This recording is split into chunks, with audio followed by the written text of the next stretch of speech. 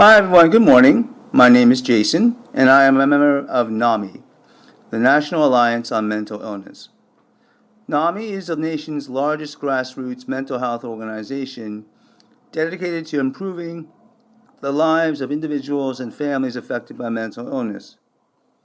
NAMI has over 650 affiliates in communities across the country that engage in advocacy, research, support, and education. Members of NAMI are families, friends, and people living with mental illness, such as major depression, schizophrenia, bipolar disorder, obsessive-compulsive disorder, panic disorder, post-traumatic stress disorder, and borderline personality disorder. So good morning, everybody. I hope you're all doing well. My name is Jason, and as someone who has a mental illness, I would like to provide you with some information about how I was before recovery and after recovery. And without law enforcement, my recovery would not have been possible. I was diagnosed in July 1998 with bipolar disorder type 1, which occurs when your emotions are either too high or too low. In other words, manic, which is extremely irritable or overreactive, or depressed, which is more than just sad, when you can't get out of bed in the morning. It can be treated with medication and therapy, but you need a skilled psychiatrist who prescribes the right medications in the right dosages, and you have to take them exactly as prescribed. And you have to focus on talk therapy and take it seriously. So, what was the precipitating event? I was mismedicated and manic when I got into a fight with my father and brandished a golf club at him. The LAPD were called to the scene, and fortunately I cooled down so that nothing major happened when the officers arrived.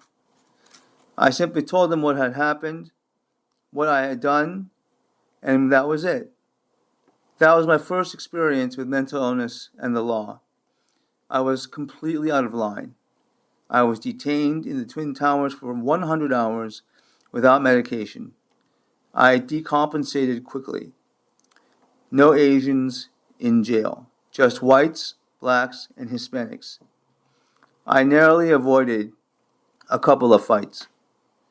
But why talk about it? I was on one side of the bars, the officers were on the other side, and my dad ultimately bailed me out, bless his heart. Looking back on that experience, I heard a story which might not be true, but people widely believe it to be true. U.S. President George Herbert Walker Bush got into a fight with his son, U.S. President George W. Bush. To most, they would think that the father is disciplining an unruly child. But from another perspective, it was about the son telling the father, "Hey Dad, I've just drawn a line in the sand. And from now on, Dad, don't you ever cross it." The lawyer for me at the time called it a duel. More appropriately, in Hispanic culture, it is called mano a mano. Anyhow, I have been around the block in 5 respects. Number 1, mental illness. Number 2, substance abuse. Number 3, homelessness. Number 4, crime. And number 5, jail. Mental illness leads you to self-medication, which is a form of substance abuse. Number 2, because therapy is boring and medications don't work. But that single snort of a white line up your nose makes all your problems go away. Then you can't afford the rent or the mortgage, and you are, number 3, homeless. I myself had housing insecurity, such as living out of a motel room, sleeping in a car, or crashing on a friend's couch. Not Skid Row necessarily, but that was bad enough. Finally, the homeless, number 4, commit crimes to survive until they are caught and arrested to be sent to, number 5, jail.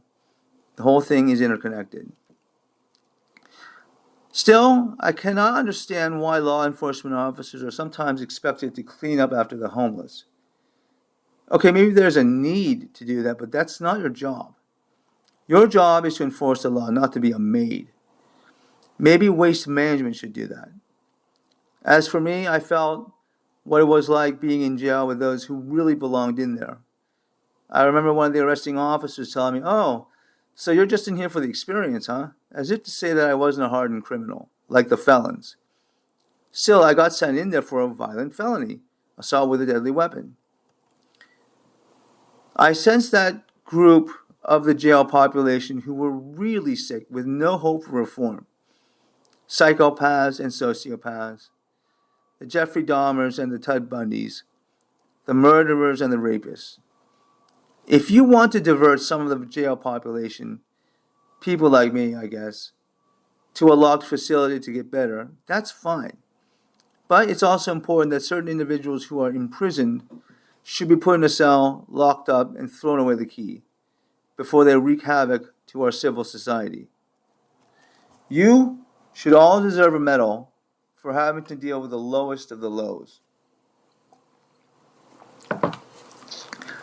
As a writer, I am interested in gun violence and finding ways to address it, because I was mentally ill and I was arrested for a felony. So that makes me part of each class of people in our society who cannot possess a firearm.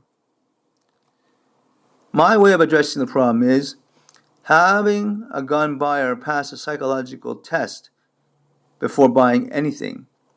It will test for homicidal thinking, and it does exist. The editorial piece I passed out to your supervisor is a summary of all the aspects of gun violence prevention that must be addressed. To write clearly and logically requires a mentally healthy mind. Gun violence has got to be the worst part of a cop's life. So that really is one measure of how well I'm doing. But just the fact that I'm sitting in front of you, that is also testament to the recovery I have achieved. I take 6 different medications to combat my bipolar, 2 mood stabilizers, an anti-anxiety med, 1 for bipolar depression, an antipsychotic, and 1 for side effects. And I need every single one of those to function. So I have achieved a baseline level of recovery. Shopping for groceries, putting gas in the car, paying the rent. But there's also another type of recovery that is progressive and ongoing. With that said, you have been part of my ongoing recovery, and it has been a pleasure speaking to all of you. This concludes my presentation. Thank you for your attention.